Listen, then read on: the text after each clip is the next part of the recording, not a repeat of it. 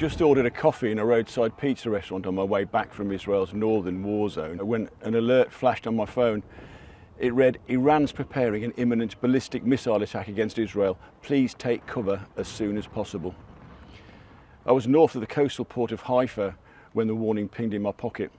Then a few moments later, I saw other diners picking up their phones as warnings reached them as well.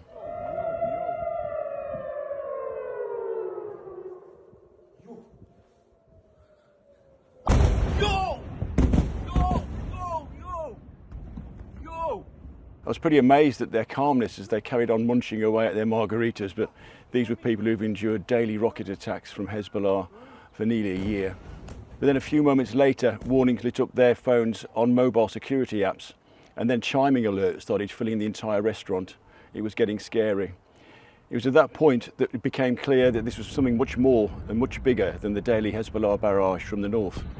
And moments later, we were all scrambling for the door as it was confirmed that more than 100 Iranian ballistic missiles were flying at 14 times the speed of sound, and they were on their way.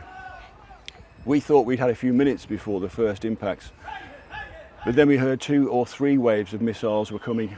We ran across the road into the concrete shelter where English speakers there told me to expect to be stuck there for some time. But then moments later, it wasn't long, the first boom split the air high above as Iron Dome interceptors engaged the incoming rockets. I probably, very foolishly at that point, took a sneak peek into the sky outside and watched trails of red rockets racing up to meet the missiles in a spectacular but potentially deadly firework display. But scary spectaculars like this have become a way of life for the people of northern Israel, who clearly trust the boffins whose rocket wizardry had yet again saved their lives. This morning I've travelled down to Tel Aviv and seen what's been described as a miracle escape. The interception seemed to have stopped virtually the entire attack, with no Israelis killed. I've just come back from a blast site caused by one of the rockets, which came down a few yards from homes in a northern suburb. It skimmed rooftops, damaging them before exploding on open ground and caused extensive damage to 100 buildings. It exploded on an old youth club building in a park, completely destroying it and leaving a massive crater. Locals have been in shelters, and incredibly, absolutely nobody was injured. And it emerged today that a Palestinian labourer was the sole victim of the Iranian blitz. The 37-year-old father of 3 was killed instantly by falling debris from ballistic missiles fired from western Iran on Tuesday night. And in another tragic twist, his grieving family revealed he was born in Jabalia in Gaza, the stronghold of Israel's terrorist enemy Hamas.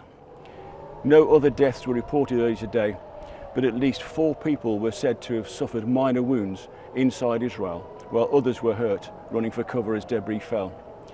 The IDF said it intercepted a large number of the 181 ballistic missiles launched by Iran at Israel, thanks to the country's cooperation with the US and British Air Forces. Iran claimed its missile attack succeeded in striking 90% of its targets amid scenes of jubilation on the streets of the capital, Tehran.